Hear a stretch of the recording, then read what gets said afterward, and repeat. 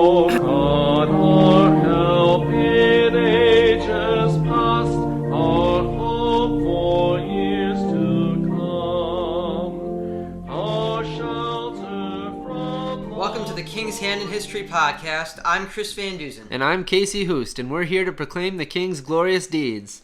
In this episode of the King's Glorious Deeds, we are talking about World War II, the most significant war in recent history.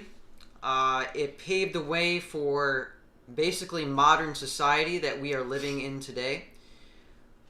Here are some results of World War II we're going to give you, first of all, and then we're going to get into a timeline of events, and then we're going to talk about the Christian influence in World War II.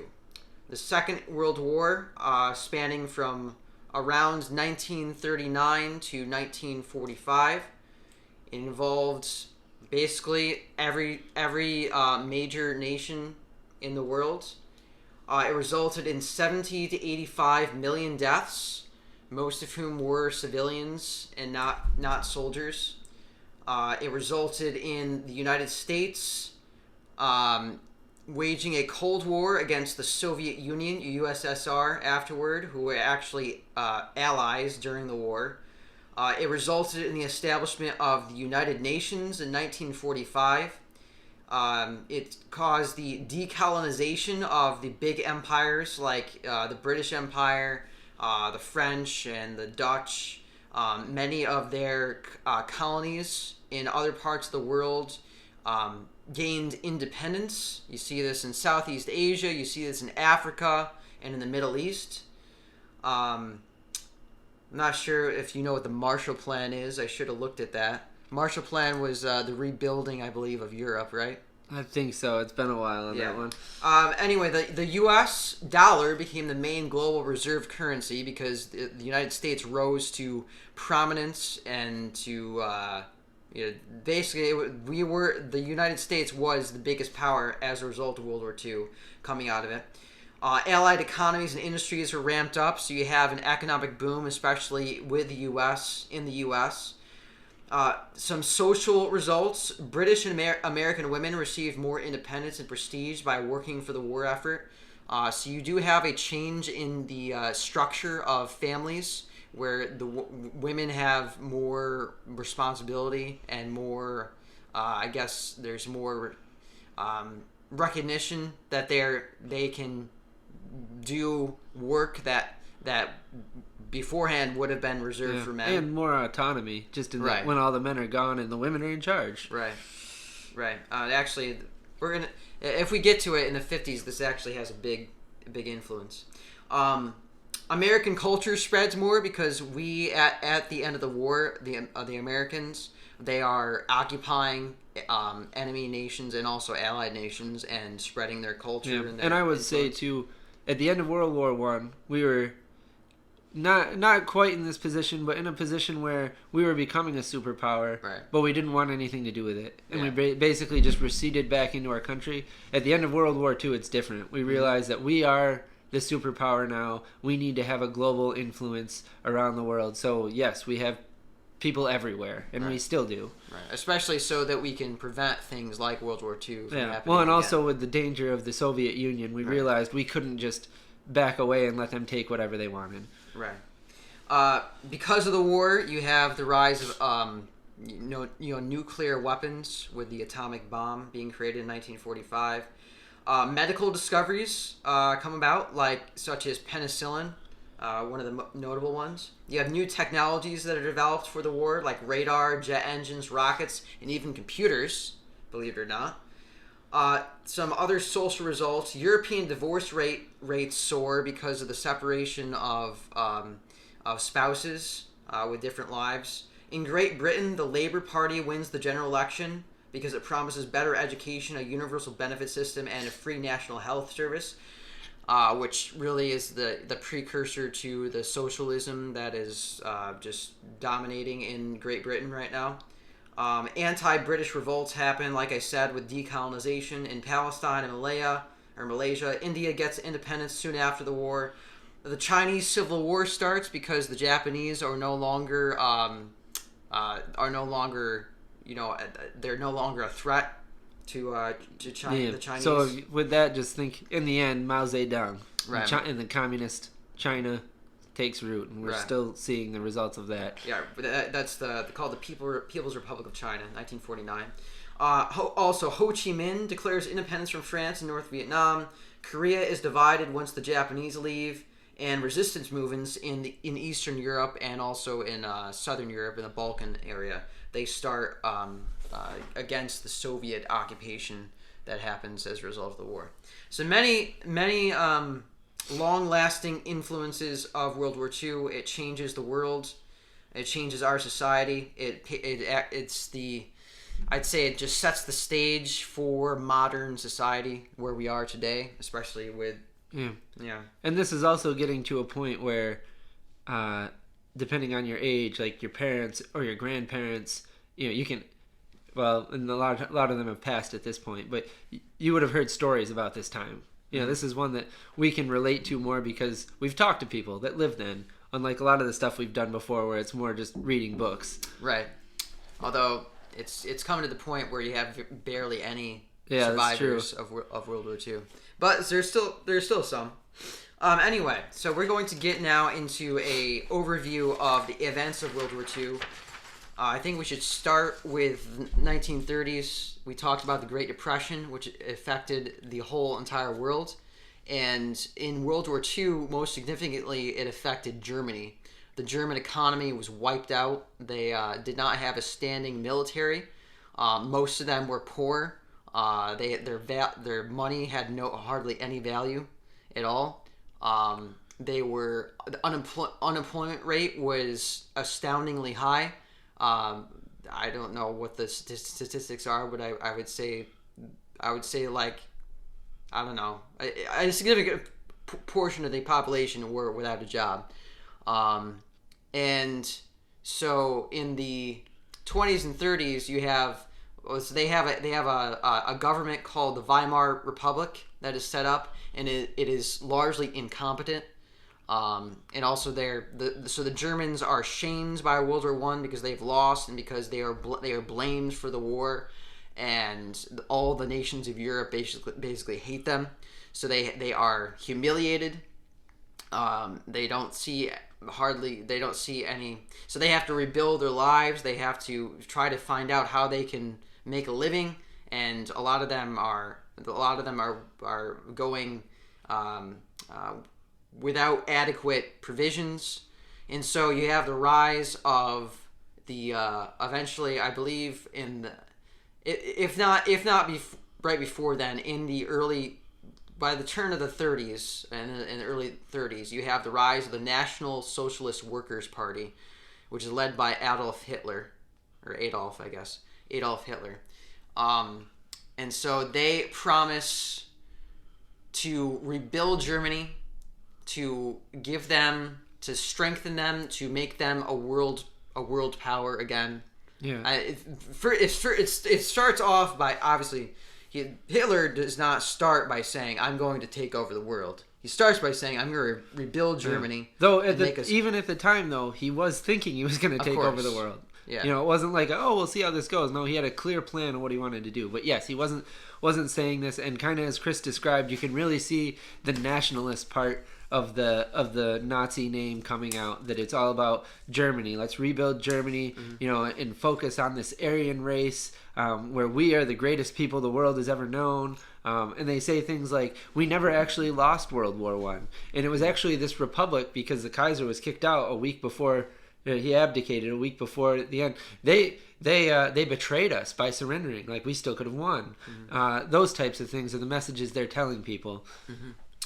Actually, I just looked in at the end of the 1920s, the Nazi Party was gaining power, but it was 1933 when Hitler became the Chancellor of Germany. He actually combined two offices into one, and he called himself the Führer, which literally translates to leader or guide. Now, and let me say too, for the German government there, remember, like we just talked about, the Kaiser abdicated in 1918, and so this government is very young, and it doesn't seem to be working. And really, the German people, for as long as they can remember, have been under a monarchy. And maybe not under the whole of Germany or Prussia, but they always had little princedoms, kingdoms with princes that were in charge. So they are not used to a democracy, and their little brief play with it here was going terribly. And so it's not to think like, how do you just like merge and make a new title and say you're the leader?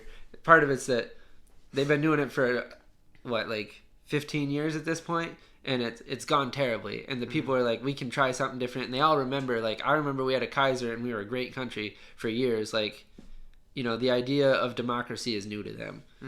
Also, Hitler promised employment. He promised to make them prosperous again. He promised to make them strong again in Europe. So by 1933, the Nazis were in power over Germany, and they just continue to get more power and more power. More people come to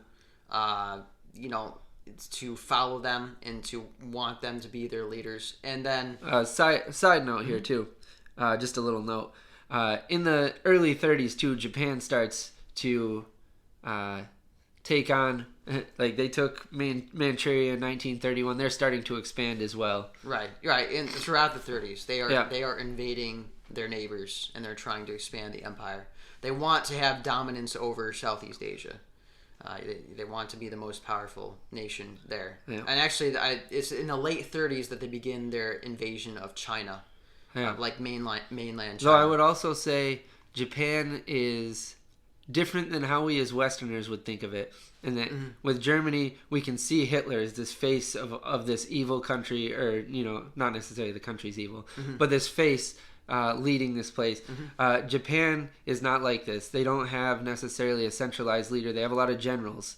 They do at least symbolically. They have Emperor Hirohito. Yeah, I mean, he's a figurehead though. Well, actually, he was a figurehead, but he had some power until after the war. He had some. He lost his power. But I guess the point I'm making though is that, like, in fact, they actually at least ostensibly worshipped him. They did as a god. But then when it came to like military operations, it was actually he wasn't in control, and it was more like you have your different generals, and a lot of it was them competing against each other. Yeah. Well, this person took this, so for my honor, I should take this, and I'll be more honored. Like, so it wasn't as much of a coordinated plan as Hitler's, with Hitler being behind it all, saying what was going to happen. Yeah. It was more of these generals kind of doing their own thing when they all wanted more honor and glory for Japan. Yeah. So it's not, like I said, it's not this face that we put to Hitler.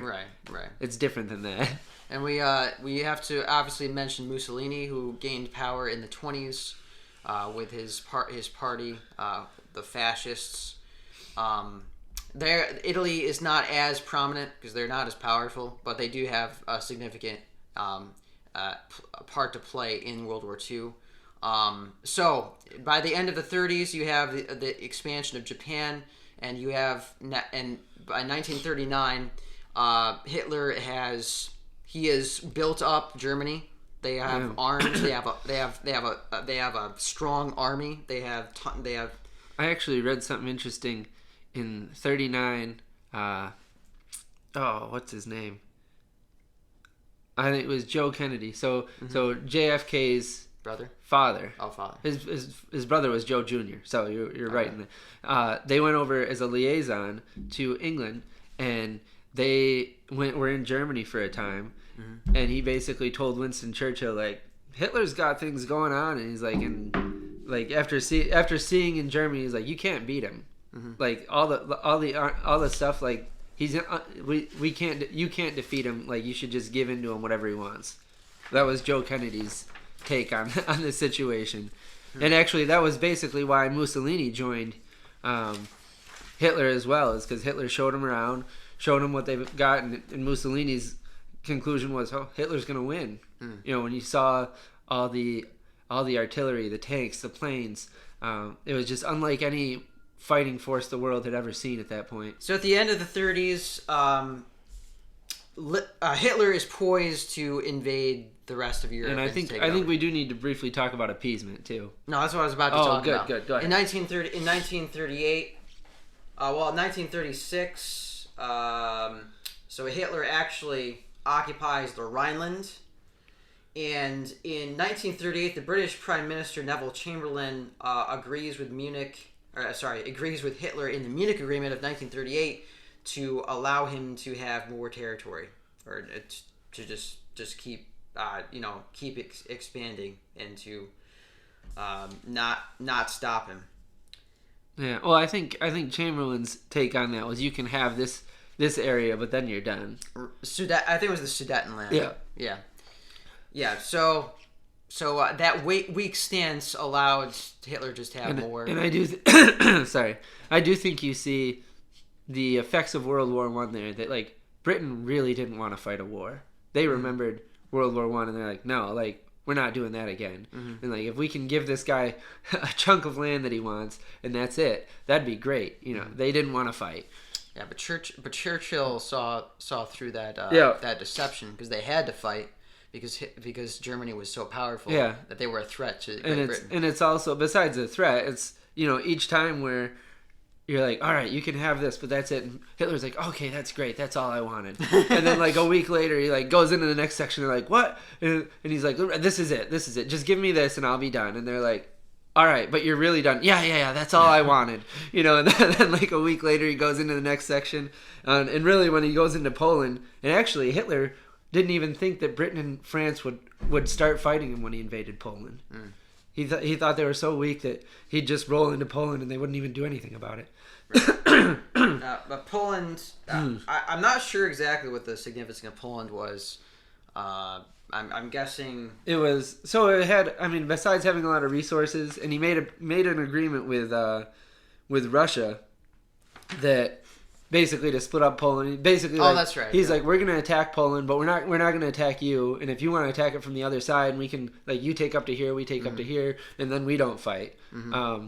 Which is what they did. And then also in the Poland was very concerned about Germany, so it was like trying to talk to Britain and France and be like, if they attack us, like we've seen how you just keep giving up land. Like, you're not going to do that to us, are you? And Britain like, oh, no. We've got you. We've got your back. If he attacks you, we're done. And which was the case, because once Germany rolls into Poland with their tanks, and literally Poland comes out and they're fighting with horses. Mm-hmm. And the battle for Poland's over in like a day. Right. And like I said, Hitler didn't think France and Britain were actually going to fight him for that. But then like 2 days later, France and Britain both declare war on Germany. They said that's enough. You're obviously never going to stop. Mm-hmm. Yeah, and but they continue to expand. The Germans continue to expand westward.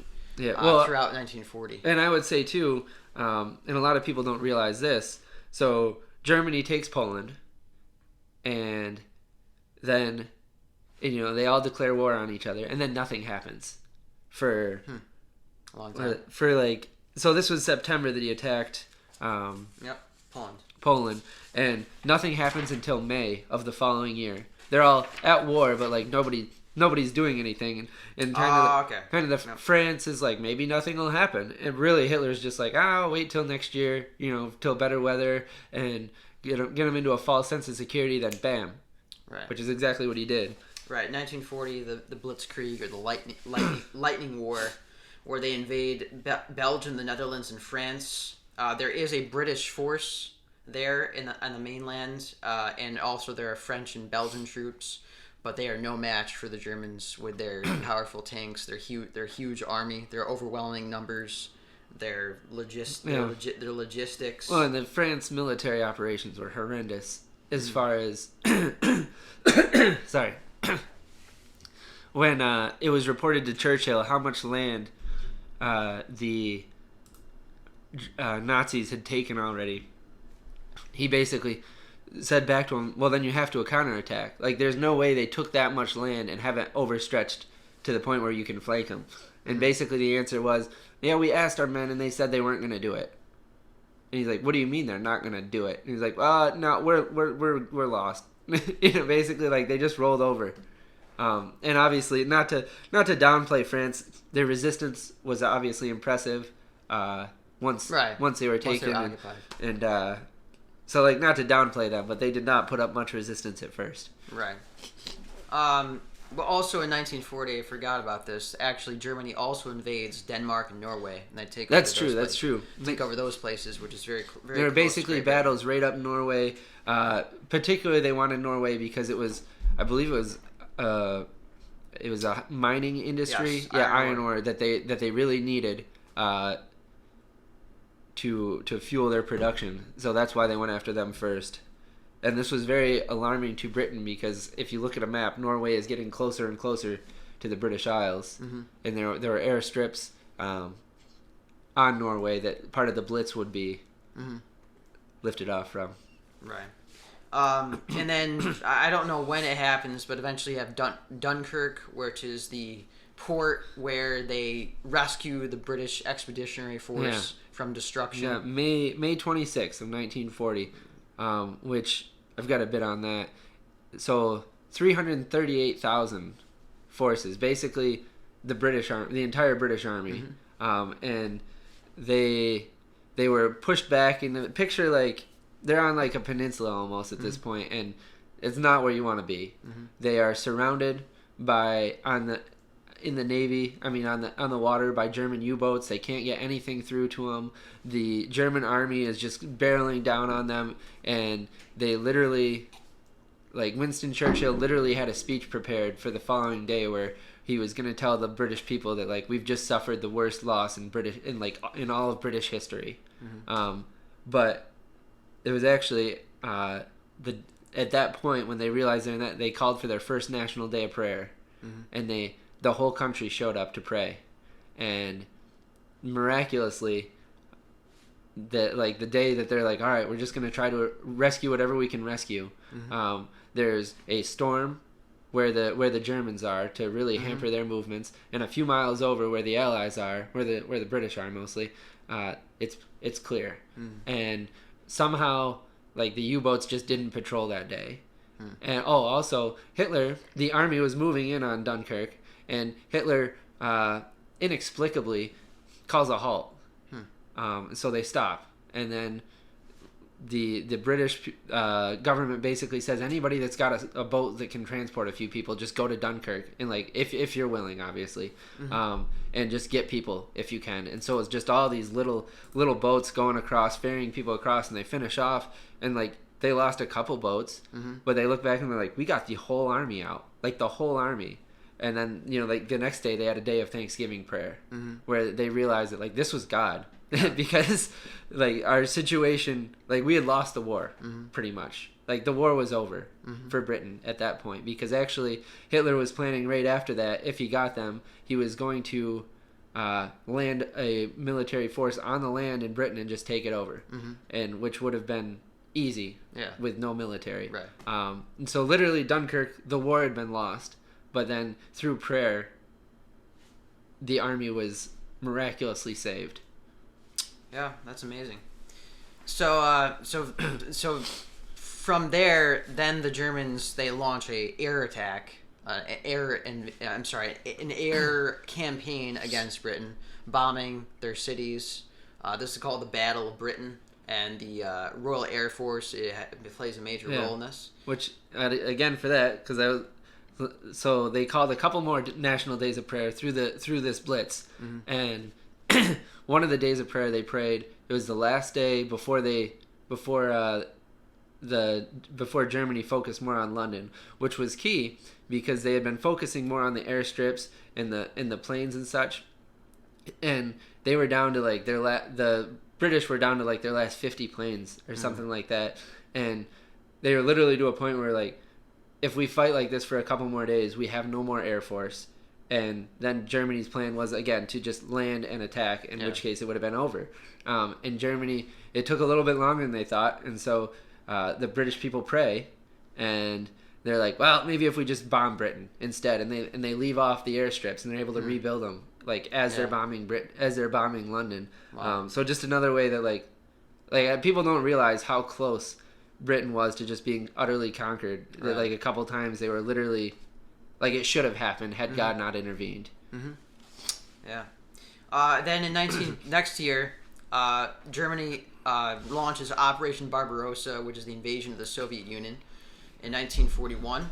I got another one for that one. Sorry. Okay, go ahead. So Germany, as they attack the Soviet Union, they're just marching right through them.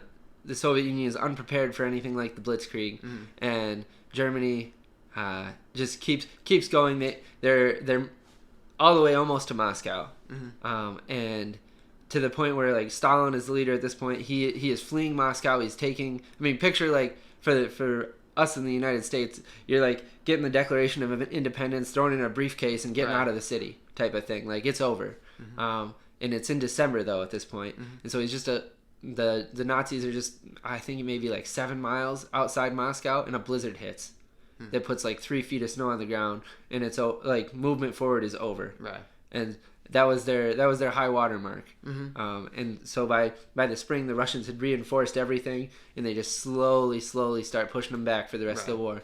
So just another way that you see God's intervention to halt Nazi expansion. Right. And then at the end of 1941, Japan joins the alliance with Germany and Italy in the is it called the tripartite? I don't remember that one. Yeah, the tripartite pact. Excuse me. I believe that's what it's called. Something like that. Try something. And so Japan, because they want to knock out the U.S. ability to prevent them from expanding in Southeast Asia, they launched their attack on Pearl Harbor in December in order to try to deal a fatal blow to the U.S. Navy, which is unsuccessful. Also, one of the dumbest things that the not the Axis power, but whatever you just said, just did. I mean, basically, because if you remember, the U.S. was not in the war yet. Right. And Germany, like even the German generals realized that this was really dumb, because they're basically like, and they did actually have plans to eventually get the United States.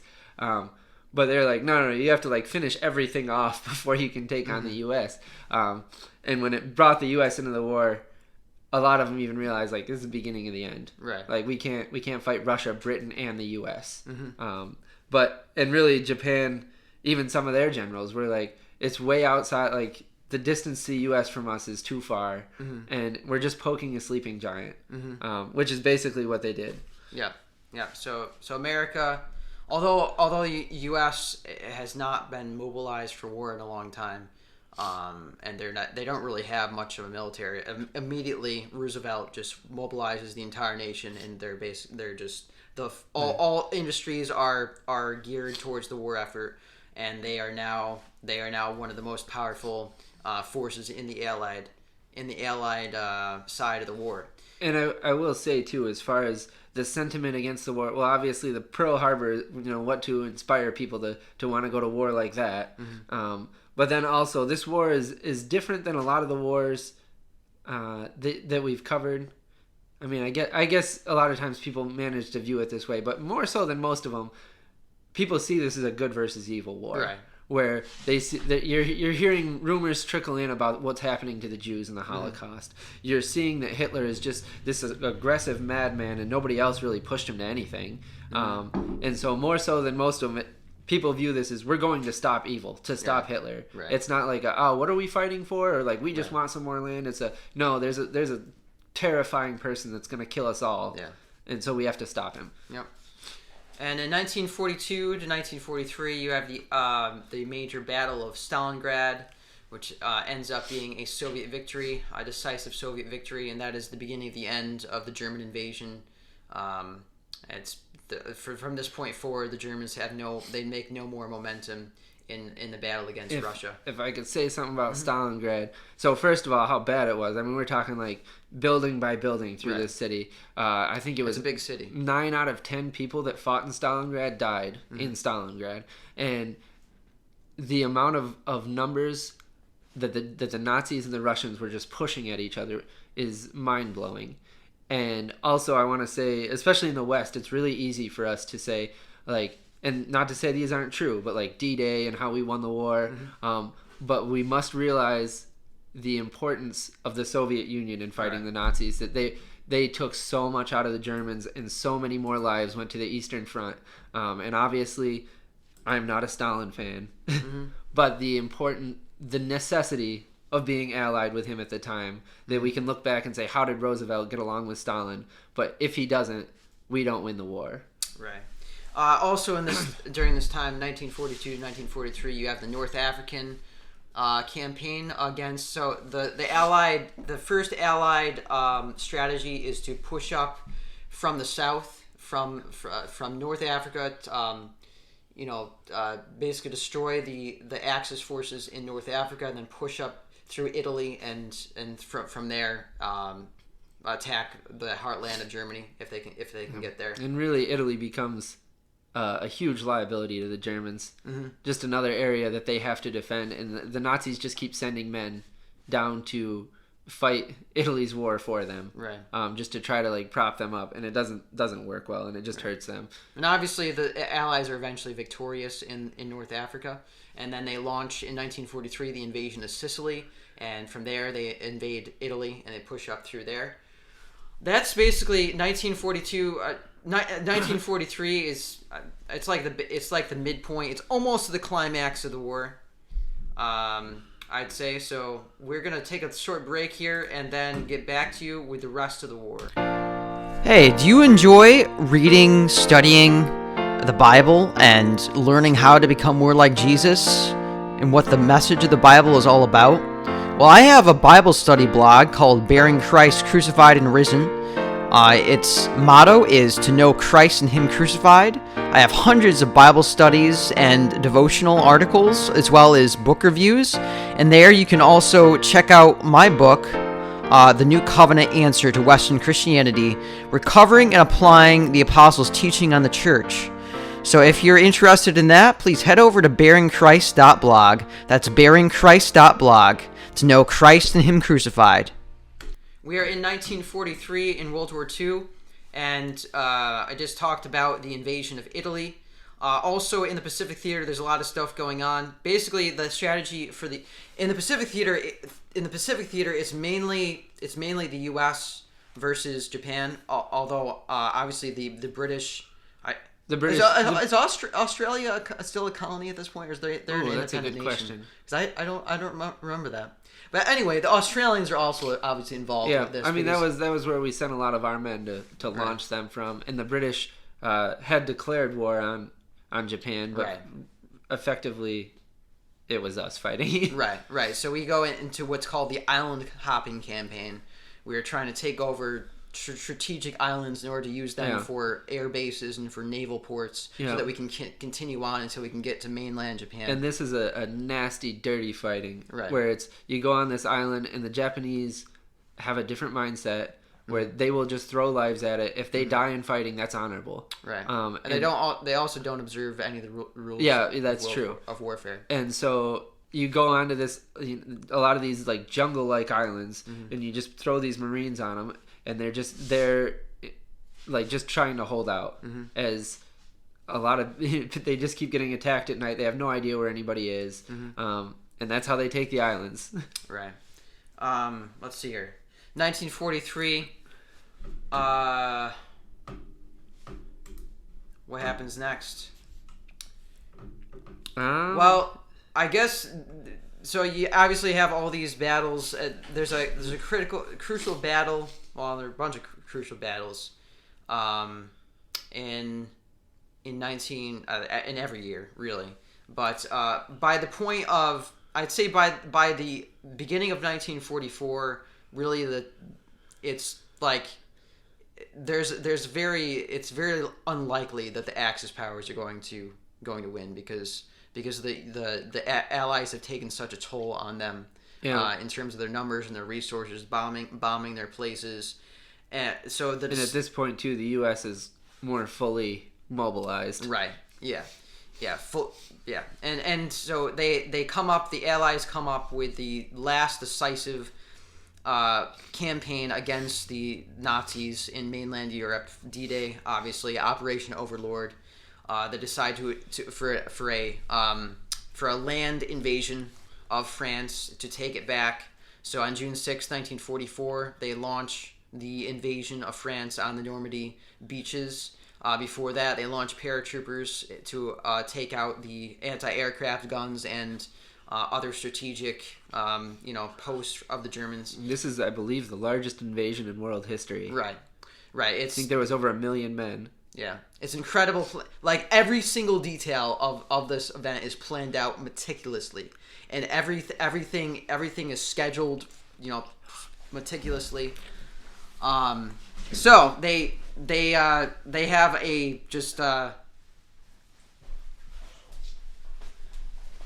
major victory on D-Day, and so they push in from this point forward. They are now just pushing the Germans back, and it's the beginning of the end for the Germans, basically. Yeah, and I would say that winter there is the Battle of the Bulge, which is the Germans' last offensive, where they try to surprise attack and push through. Yeah, and that's why it's called the Bulge, because the American-British line bulges, but it never breaks. Right. Yep. So yeah, that's basically their last-ditch effort, and from that point forward, they're done. Yeah, and we just continue pushing in on the west, and also the Russians just continue pushing in. And it's basically just a race to see who will get to Berlin first. The Russians, and this is where they start to realize, really, that all right, the war is about over, but what's going to happen with Russia? Yeah, and depending on who gets to Berlin first, is that who gets what claims? And so it's kind of a race there.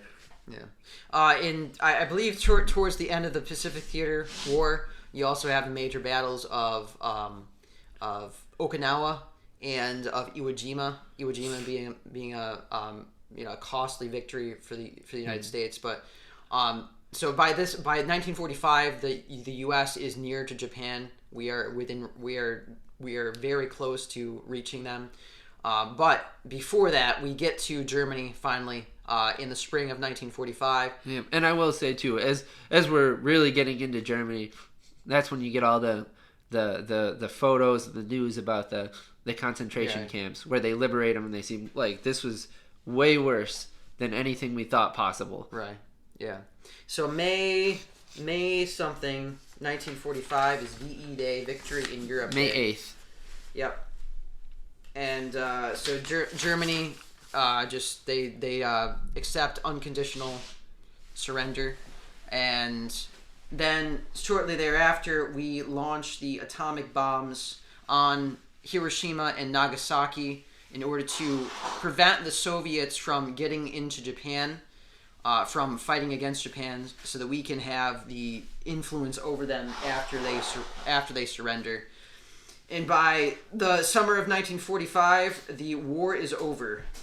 There is a Potsdam Conference where Harry Truman, Churchill, and Joseph Stalin they get together to discuss the way that basically how they're going to manage the end of the war, like what reparations have to be made, what rebuilding has to be made, how they're going to divide up Europe.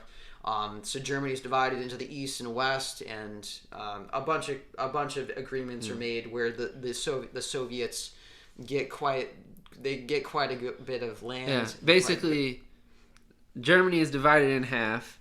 Everything east of Germany, or everything east of that line, is Soviet Union. Right. And some of the nations like East Germany are still called East Germany. Right.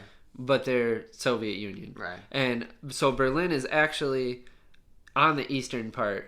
And so that's within East Germany, within the Soviet Union area. But Berlin itself, they split into 4 different sections, I think, which is like Soviet Union gets a section, the U.S. gets a section, Great Britain, I don't know if France does, maybe it was 3. And so that's why, so we still fly into Berlin from there. And if you've heard of the Berlin airlift, that's why, because basically the Soviet Union tried to push us out, and we had to keep dropping people in there. Yeah. So we were the Allies were aligned. So you have the Democratic Republics aligned with the communists in a common war against a common foe, but now they are foes because they are. Oh, I did want to say too for Japan. when they surrendered, basically they became like a surrogate nation of the U.S. They still don't have an army. It's basically the agreement that like we won't have an army, but as long as if we need anything militarily, like the U.S. has to do it for us. Right. And that's still their state today. Mm-hmm. Yep. So you have a lot of American influence in Japan at that point. And we still do. Right.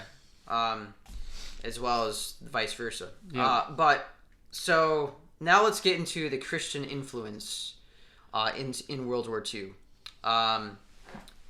Where do you want to start, Casey? I guess we could start with Germany.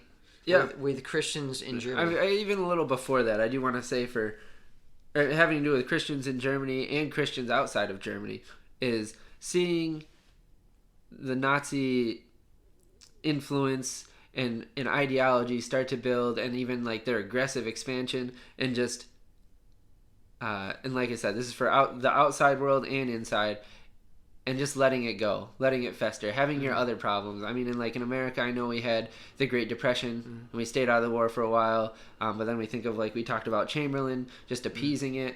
And so thinking about this in terms of our daily lives, our church lives, on a more individual level, is when you see evil, to let it fester is not a good plan. Right. And a lot of times, like even in churches, you see something that might be a little bit doctrinally off, and if you just say, "Oh, well, that's not that bad," next thing you know, how many times do you see, like a year or two down the line, where it's developed into this crazy heresy, and a whole faction of people are following it. And so just this idea not to overlook evil, or like I said, in the churches it could be some doctrine that seems just a bit off. Or in our lives too, an area of sin where like it's not that bad, but if you let it fester, it can develop into this massive danger to the whole world, or your life, or your church.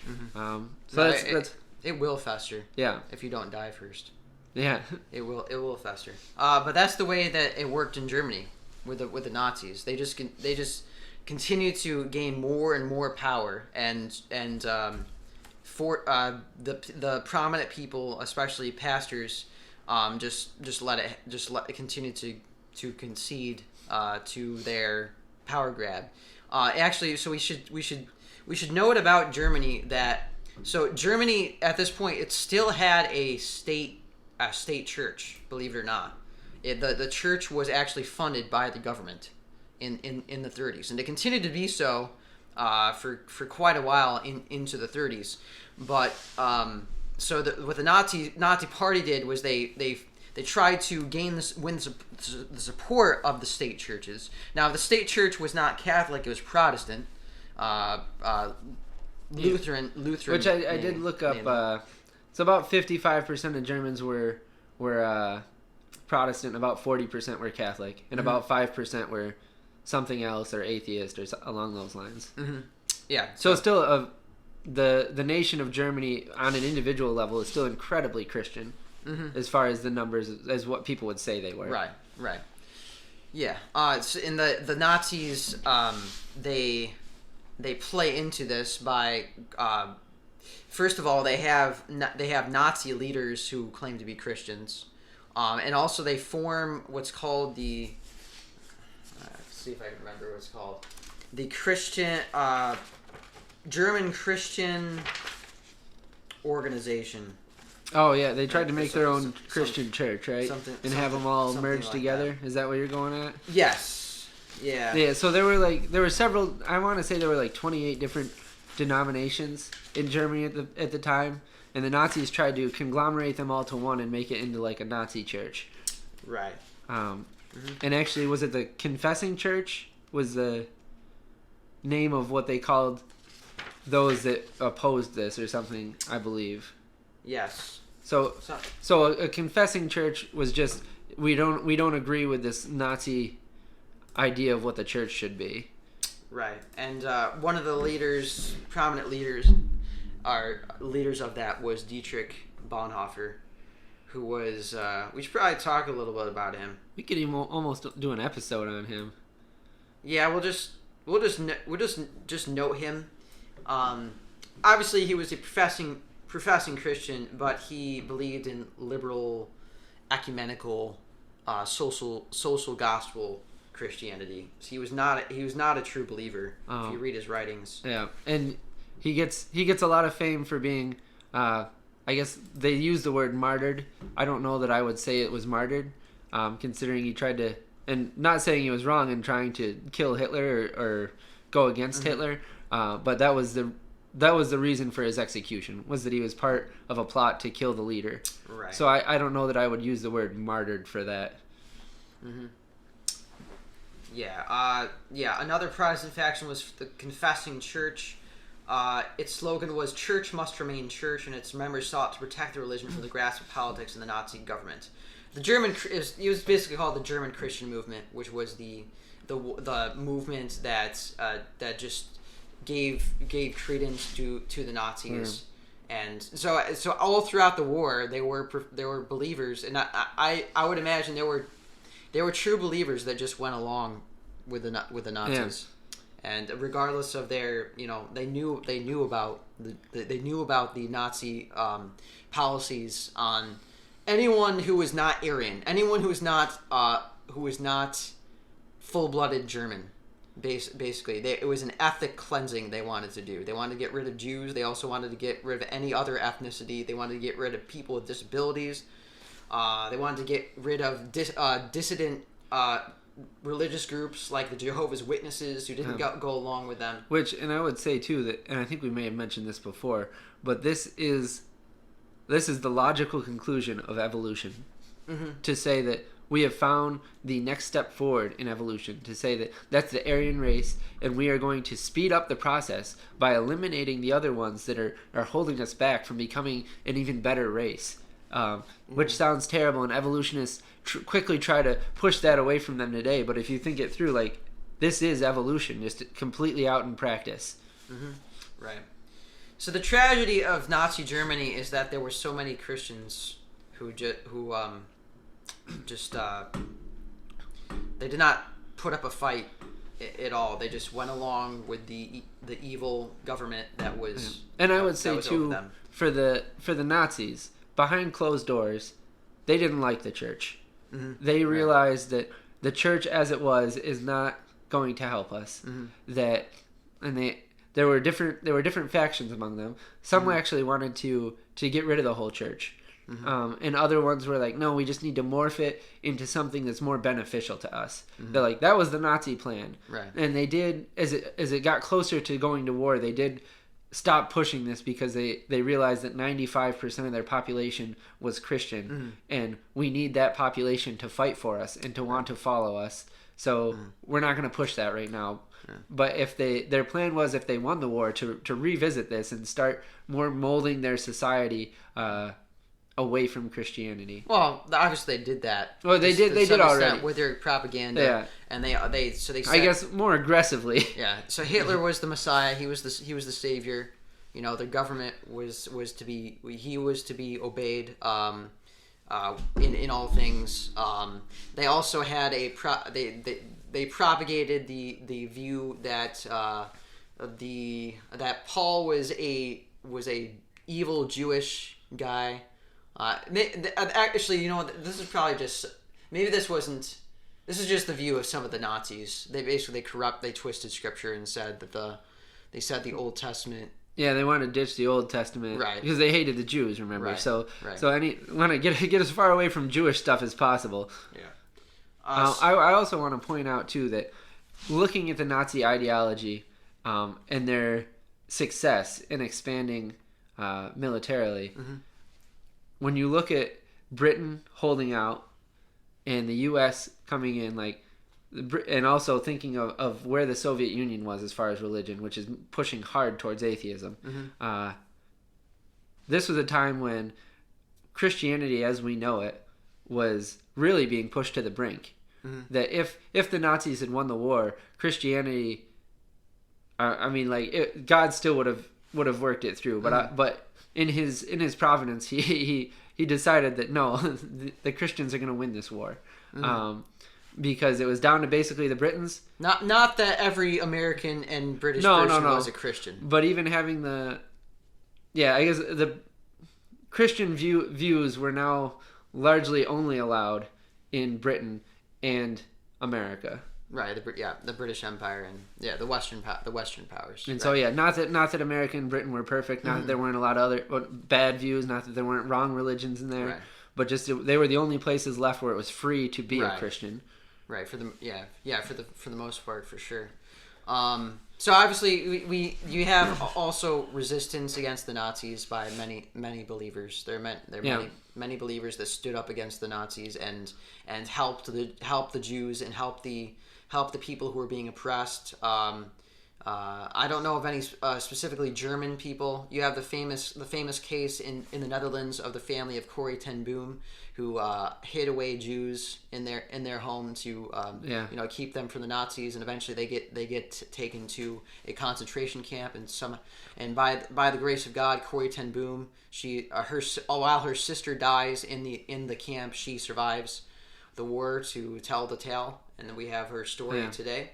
I was looking up various stories of this, and it was very encouraging. Mm-hmm. There are probably hundreds of stories for France, Germany, Denmark, Poland, where Christians are trying to save Jews. Mm-hmm. And so that part, like I said, was very encouraging. I think still, when you think about the amount of Christians that did nothing, is an exhortation to be more like the ones that are willing to risk their lives to save the Jews. And that's exactly what it was, because like Corrie ten Boom, a lot of them did get caught, and a lot of them were killed.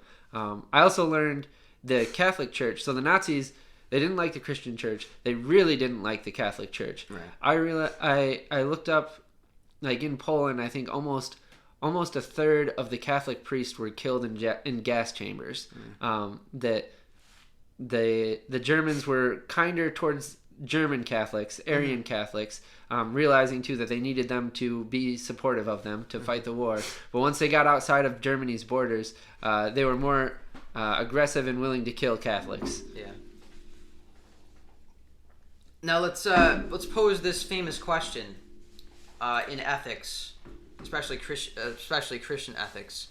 If you are hiding away Jews in your home, and a Nazi Gestapo officer comes to you and asks, do you have any connections with Jews, or have you had any contact with Jews within the past month?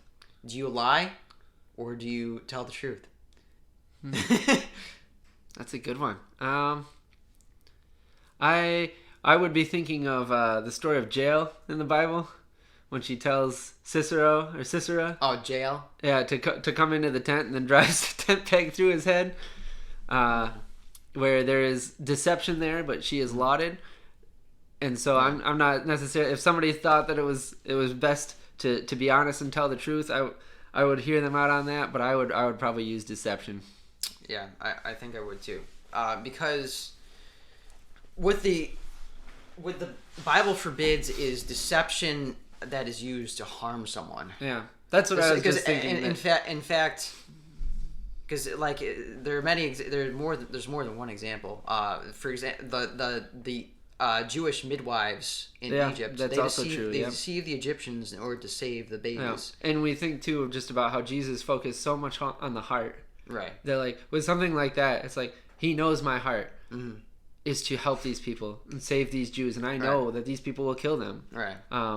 And so I'm with you on that. All right. So I just needed to bring that up. But so that was Germany. Christianity, it's what's the word? It is oppressed in Germany, and you have many people who also leave Nazi Germany in order to escape the oppression. And that starts well before the war as well. Right. Yeah. Notably, you get like Albert Einstein comes to the United States. Right. But I was thinking specifically of Christians. Yeah. He was a Jew. Right. I think Karl Barth might have escaped from mainland Europe, although he wasn't a German, he was a Swiss. And then Reinhold Niebuhr, I think he left Germany as well. And you already mentioned him, but Bonhoeffer actually escaped from Germany with his family, but then decided he needed to go back. Right. So next topic. What should we talk about? Chaplains? Sure. Yeah. Okay, so, I think we know a bit more about chaplains, allied chaplain. Well, they're obviously, from what I have looked at, there were also German chaplains. Believe it or not, I would imagine that most of them were not true believers. Obviously, probably a significant percentage, if not most, of the allied chaplains were not true believers either. Yeah, and I will say too, for the chaplains, you weren't even necessarily a Christian. Right. Like Jewish chaplains, right. Jewish chaplains were in there, Which was the biggest one, really, and Roman. Yeah, I'm sorry, the biggest non-Christian Yeah. type. Then you have Catholic chaplains. Yeah, obviously. But basically, the U.S. Army was not very selective as far as what you had to believe to become a chaplain. Right. Yeah. Although for the most part, they had generic beliefs about God and about the Bible, that the Bible was the Word of God. Yeah. But there were many true believers in the armed forces, in the Allies, both the British. And the Americans, as well as the Australians and the other British Canadians, the Canadians. Besides preaching the gospel, which true chaplains are supposed to do, their biggest impact was really just giving hope to the soldiers while they were going through the war, and many of them played an important role in saving the lives of many people, and we have many stories we could go through. I don't know if you have any stories you want to talk about. I've got a couple. I first want to say too, just thinking about the general role of the chaplains, that these are the guys that when someone was injured, was shot and lying in the battlefield, that, like, picture you're in that position, like the chaplain's the one that comes up to you and talks to you about your eternal future when you've only got a minute or two left. He's the one that, if you want to, that you'd tell him, could you write this letter to my loved one back home? Right. That they were the ones doing this type of stuff that really, when you think about it, is completely invaluable. Mm-hmm. And also, I did want to say the chaplains, on a rate basis, had the third highest mortality rate behind infantry and air forces. Mm-hmm. Just in that, these guys, they didn't have to go places, mm-hmm. and yet they were paratrooping in on D-Day. Mm-hmm. They were going right along in charges forward, and in the battlefield, when bullets are flying all over and there's bodies strewn about, they were crawling in between bodies, checking people to see if they were alive and if they needed anything. Right. And so, like I said, third highest mortality rate. This was not a safe position. Really, the only difference between you and the other soldiers was that you didn't have a gun. Mm-hmm. Also, we have to remember that there was only one chaplain for about every 1,000 servicemen. Yeah, and so when I say the highest rate, it doesn't minority. mean like a huge amount of them are killed. It just means if you had 5,000 chaplains in the army, a good percentage of them were killed. Right. Yeah. So as far as individual stories, I think the most famous one I found was the 4 chaplains that were on a boat going over to Britain, and it got torpedoed, and they basically helped get people off the boat, kept everybody calm, and then they were handing out life jackets, and when it got to the end and they were out of life jackets, they all took off their life jackets and gave them to the people, and gave them and decided to stay there and drown and save somebody else. Mm-hmm. Are you talking about the on the Dorchester? I think was the three chaplains? No, there were definitely 4 on that one. Oh, Could be a different story. Okay, yeah, it must be a different story, because there's a very similar story about that, but it was actually a Catholic, a Protestant, and a Jewish chaplain who allowed all the crew to get off, and they stayed. Oh, you're right. It was 4. The 4 ministers, all first lieutenants who had met at chaplain school at Harvard University, went from man to man, quelling the paralyzing fright that increased as the freezing water rose rapidly. The sound of men in panic, wrote one survivor, is worse than any woman's screams, hearing some calling for their mothers. It was awful. The chaplains passed out life jackets and guided men from below toward the open air in some hope of survival. All 4 gave their life jackets to soldiers who had none. Rabbi Good even gave away his gloves to a soldier who ultimately survived the bitter night in freezing water. Without the chaplain's gloves, he said, I would never have made it. Of the 904 men who went into the frigid 34-degree water that night, only 229 survived. As the Dorchester slid bow first beneath the Atlantic, survivors saw something none of them would ever forget. The chaplains who had done so much for so many stood hand in hand, Catholic, Dutch Reformed, Jewish, and Methodist. As one survivor told the tale, the chaplains prayed for the safety of the men who were leaving the stricken ship on all sides of them. And then they went overboard, and they received the Medal of Heroism. So and I do want to say too, there are many very decorated chaplains too. With I believe there is at least 1 or 2 Medal of Honors. There's several Purple Hearts. Yeah. What's the Silver Cross? No, Silver Cross. Cross. I also remember a story when I was reading up on Dunkirk, and this was again the whole British nation was praying for these people, and the hardest, the area that took the most artillery from the Germans. There was a whatever, I don't know if it was a battalion or what size it was, a regiment, but I think there were 430 men there, and they didn't have a trench, they didn't have anything, they're just on the ground, and they all just hunker down, and this artillery just shoots off around them in an incredible amount for several minutes. And the chaplain of the group just remembers, he said he's there, he's just praying, he's just huddled over there, just waiting to die, and that it ends finally, and he gets up and he feels himself, and looking for wounds, and he doesn't have a single wound. And then he looks down and he sees the silhouette of his body in the shells. And then they call out to the other people, of the 400, it was either 405 or 430, not a single one was injured. Wow. I mean, it's just something like that where it's just like, wow, that God decided that they wouldn't be hit that day. Yeah.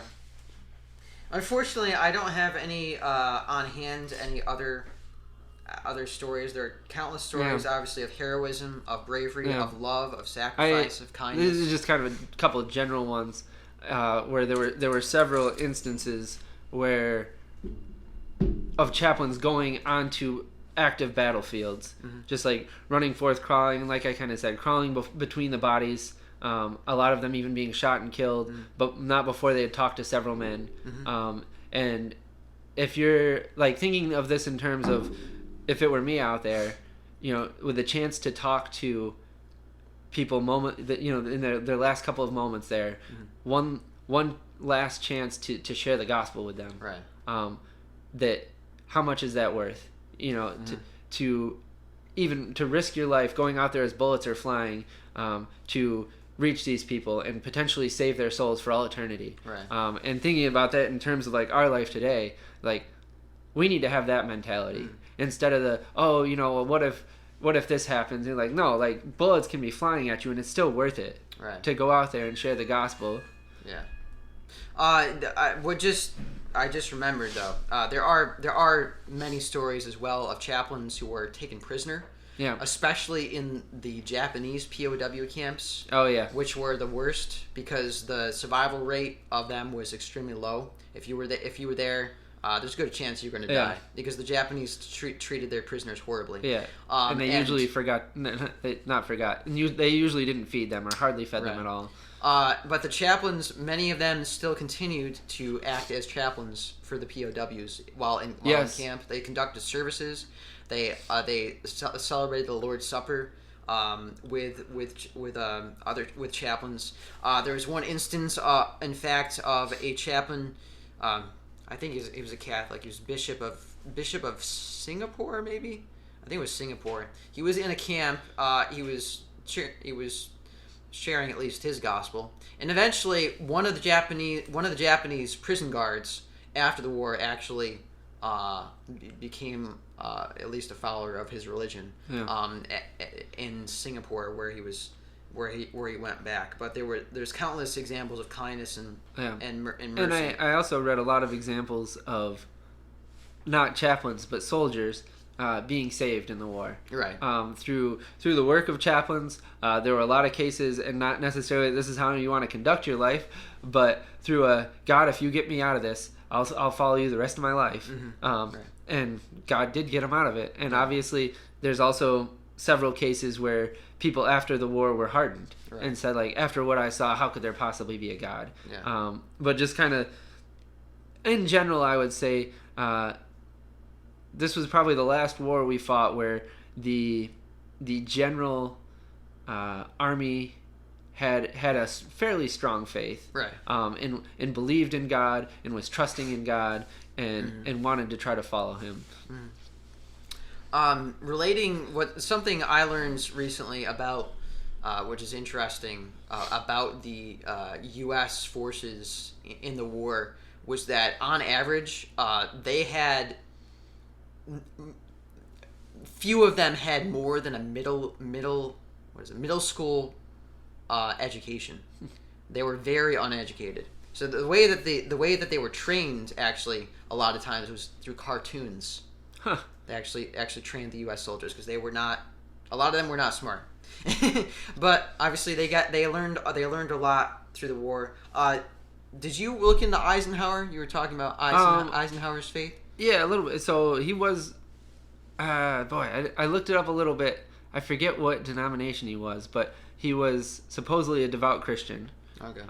And his faith, he said, was extremely strengthened through D-Day, and that, like Chris had said, the whole plan was so meticulous, and they were trying to figure out a time when it would all work, as far as where the Germans were, because they needed them in certain locations, and how the weather would cooperate, and the currents in the English Channel.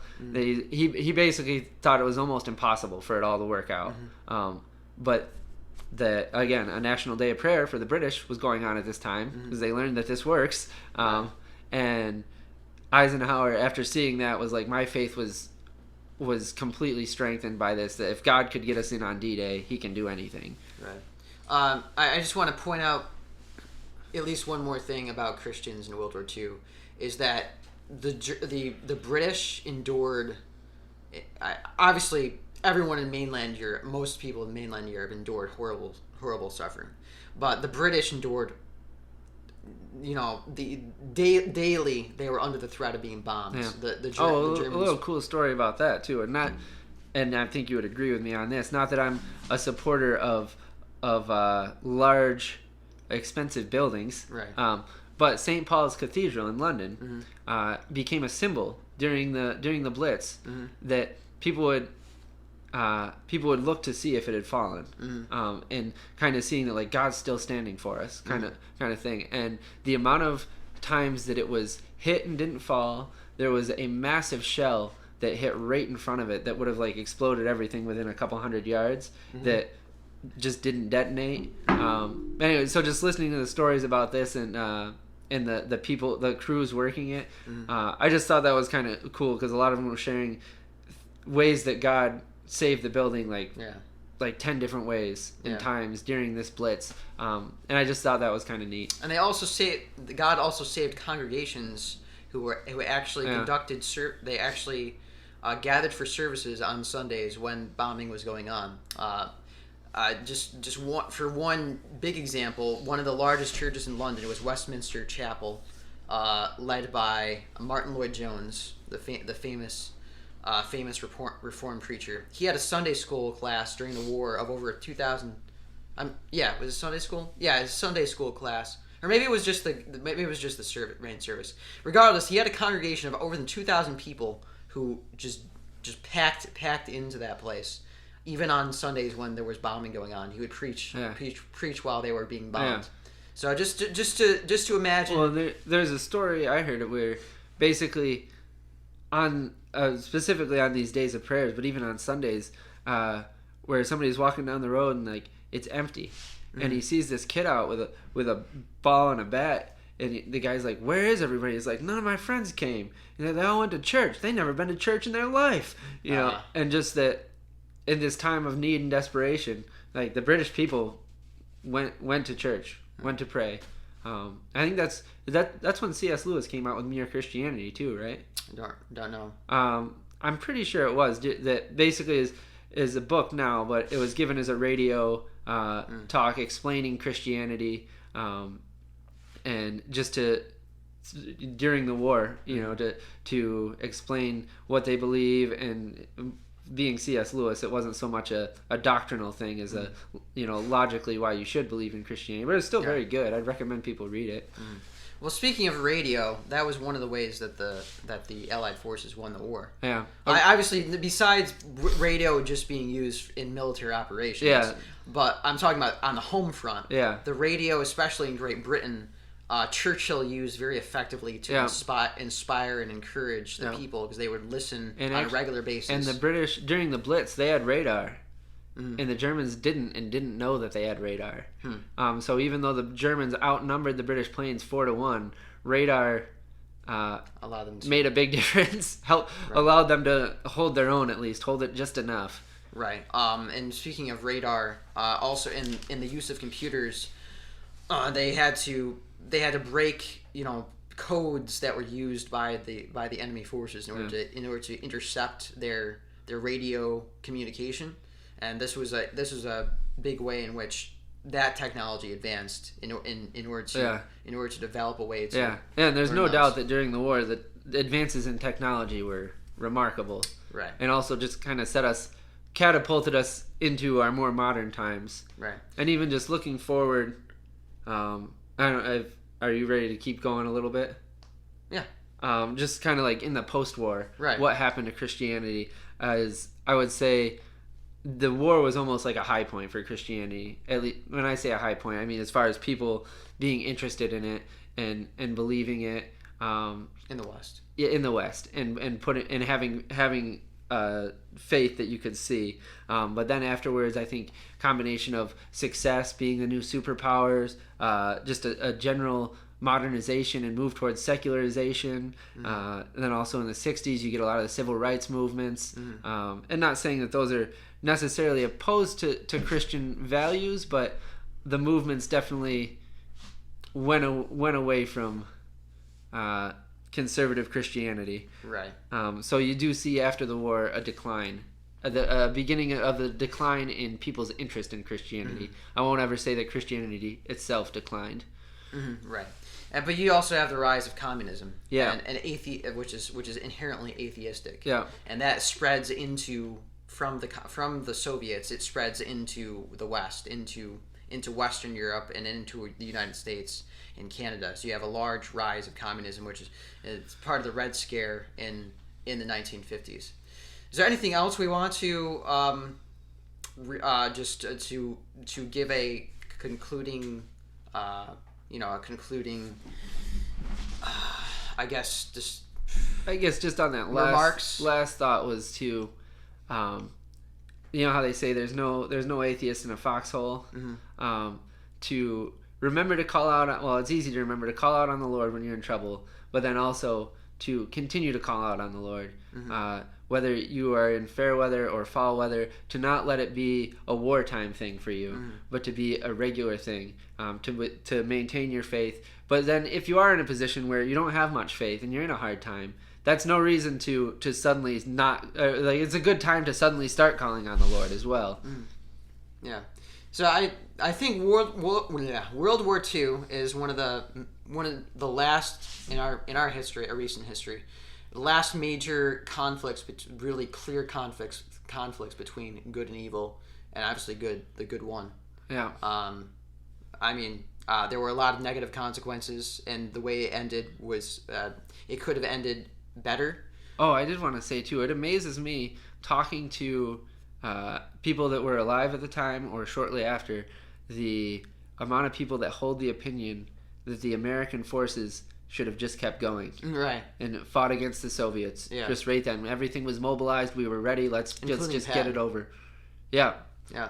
And I didn't realize that, but then, like I said, talking to people that were there or shortly after, that were there, like my grandpa was in Germany.